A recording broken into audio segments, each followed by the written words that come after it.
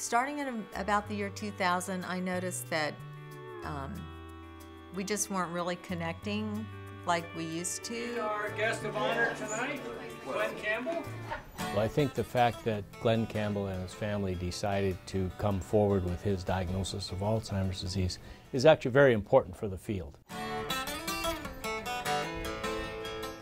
Mayo Clinic is known for being fiercely protective of patient privacy.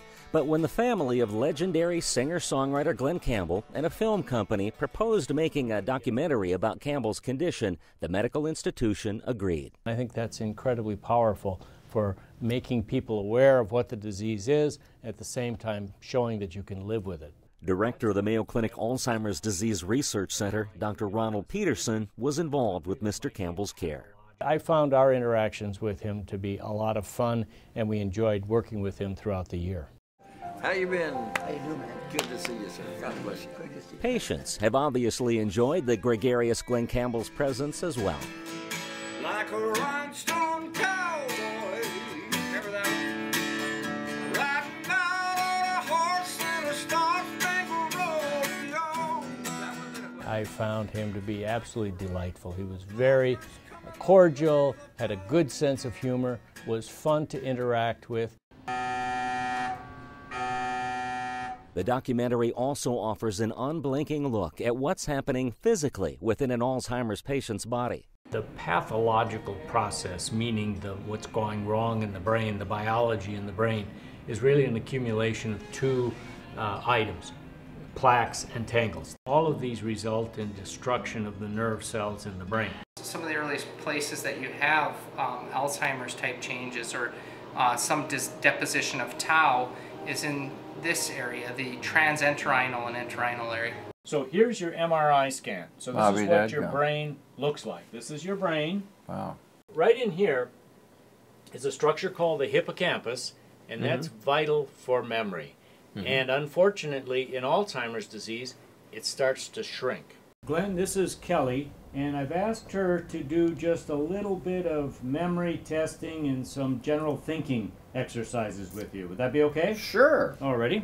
To demonstrate the inevitable impact of the disease, Glenn bravely allowed the cameras to roll as he struggled through a cognitive evaluation. Okay, I'd like you to use these two blocks and make the top of these look like the top of these. Top of this one and the edge of this one.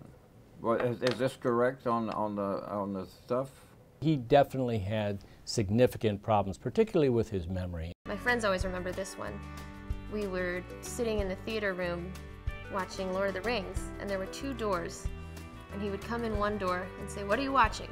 I said, "Lord of the Rings." He'd go away for a couple minutes, and then he'd come through this door and say, "What are you watching?" I have to use the pot now, you know. What do you call that? Teleprompter. Teleprompter, yeah. There's...